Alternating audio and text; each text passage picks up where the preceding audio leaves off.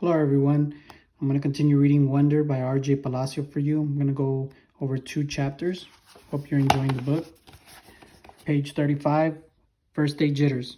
Okay, so I admit that the first day of school I was so nervous that the butterflies in my stomach were more like pigeons flying around my insides. Mom and Dad were probably a little nervous too, but they acted all excited for me, taking pictures of me and Via before we left the house, since it was Via's first day of school too. Up until a few days before, we still weren't sure I would be going to school at all. After my tour of the school, Mom and Dad had reversed sides on whether I should go or not. Mom was now the one saying I shouldn't go, and Dad was saying I should. Dad had told me he was really proud of how I handled myself with Julian, and that I was turning into quite a strong man. And I heard him tell Mom that he now thought she had been right all along. But Mom, I could tell, wasn't so sure anymore. When Dad told her that he and Via wanted to walk me to school today, too, since it was on the way to the subway station, Mom seemed relieved that we would all be going together, and I guess I was too. Even though Beecher Prep is just a few blocks from our house, I've only been on that block a couple of times before. In general, I try to avoid blocks where there are lots of kids roaming around. On our block, everybody knows me, and I know everybody.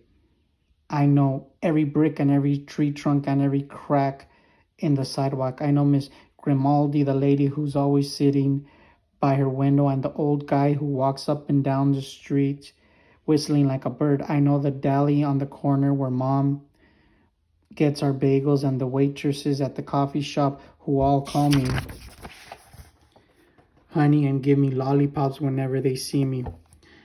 I love my neighborhood of North River Heights, which is why it was so strange to be walking down these blocks feeling like it was all new to me. Suddenly, Amesford Avenue, a street I've been down a million times, looked totally different for some reason, full of people I've never saw before, waiting for buses, pushing strollers.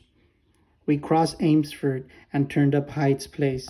Via walked next to me like she usually does, and Mom and Dad were behind us. As soon as we turned the corner, we saw other kids in front of the school, hundreds of them talking to each other in little groups, laughing and standing, while their parents, who were talking with other parents. I kept my head way down.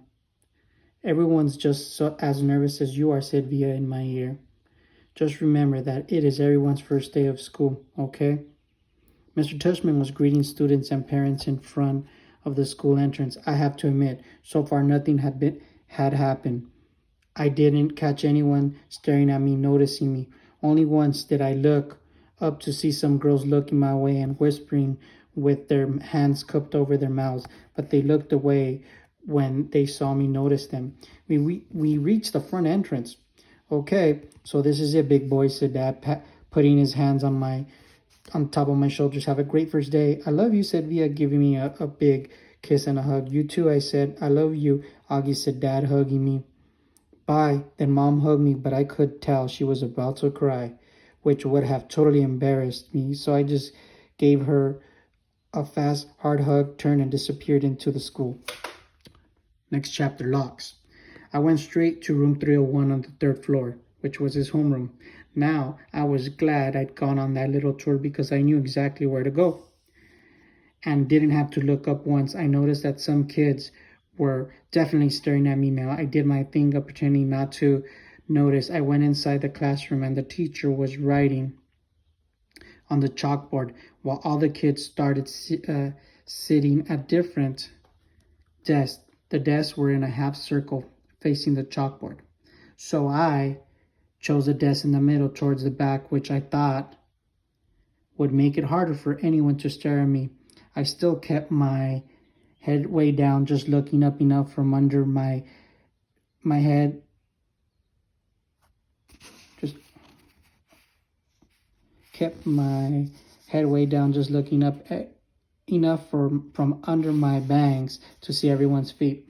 As the desk started to fill up, I did notice that no one sat down next to me. A couple of times, someone was about to sit next to me, then changed his or her mind at the last minute and sat somewhere else. Hey, August, it was Charlotte giving me her little wave, and she sat down at a desk in front of the class. Why anyone would ever choose to sit way up in front of the class, I don't know. Hey, I said, nodding hello. Then I noticed Julian was sitting a few seats away from her, talking to some other kids. I know he saw me, but he didn't say hello. Suddenly, someone was sitting down next to me. It was Jack. Jack, what's up? He said, nodding at me. Hey, Jack, I answered, waving my hand, which I immediately wished I hadn't done because it felt kind of uncool. Okay, kids. Okay, everybody, settle down, said the teacher. Now facing us, she had written her name, Miss Petosa, on the chalkboard. Everybody find a seat, please. Come in, she said to a couple of kids who just walked in the room. There's a seat there and right there. She hadn't noticed me yet. Now, the first thing I want everybody to do is to stop talking. And she noticed me. Put your backpacks down and quiet down. She had only hesitated for a millionth of a second, but I could tell the moment she saw me. Like I said, I'm used to it by now. I'm going to take attendance and do the seating chart. She continued sitting on the edge of her desk. Next to her were 3 neat rows of accordion folders. When I call your name, come up and I'll hand you a folder with your name on it. It contains your class schedule and your combination lock, which you should not try to open until I tell you to. Your locker number is written on the class schedule. Be forewarned that some lockers are not right outside this class, but down the hall. And before anyone even thinks of asking, no, you cannot switch lockers. And you can't switch locks.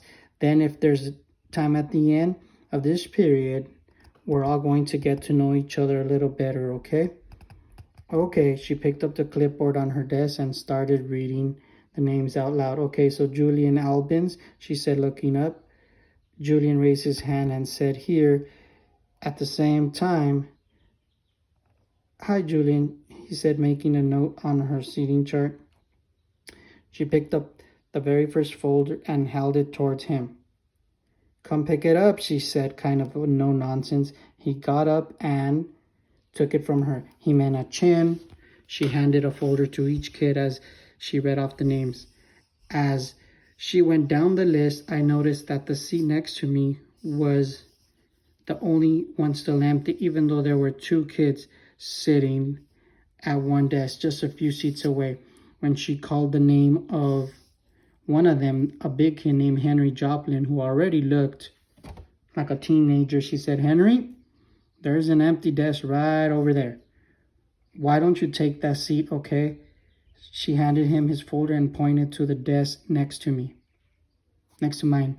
Although I didn't look at him directly, I could tell Henry did not want to move next to me, just by the way he dragged his backpack on the floor as he came over like he was moving in slow motion. Then he plopped his backpack up really high on the right side of the desk, so it was kind of like a wall between his desk and mine. Maya Markowitz, Miss Petosa was saying. Here, said a girl about 4 desks down from me. Miles Norrie, here, said the kid that had been sitting with Henry Joplin. As he walked back to his desk, I saw him shoot Henry a poor you look. August Pullman, said Miss Petosa. Here, I said, quietly raising my hand a bit. Hi, August, she said, smiling at me very nicely. When I went up to get my folder, I kind of felt everyone's eyes burning into my back for the few seconds I stood in the front of the class. And everybody looked down when I walked back to my desk.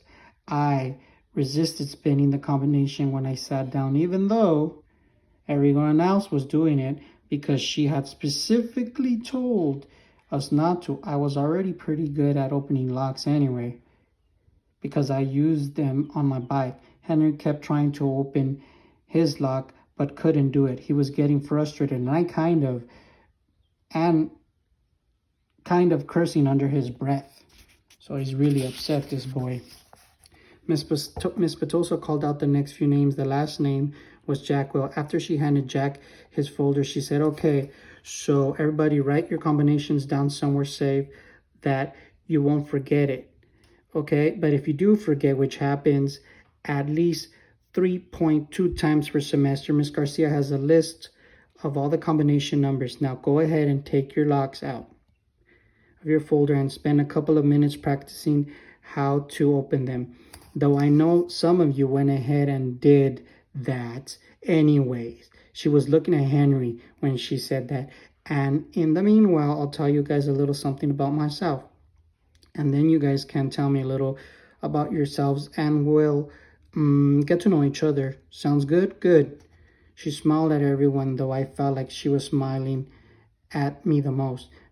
It wasn't a shiny smile like Miss Garcia's smile, but a normal smile like she meant it. She looked very different from what I thought teachers were going to look like. I guess I thought she looked like Miss Fowl from Jimmy Neutron, an old lady with a big bun on top of her head. But in fact, she looked exactly like Mom Mothma from Star Wars Episode 4. Haircut kind of like a boys and a big white shirt kind of like a tunic. She turned around and started writing on the chalkboard.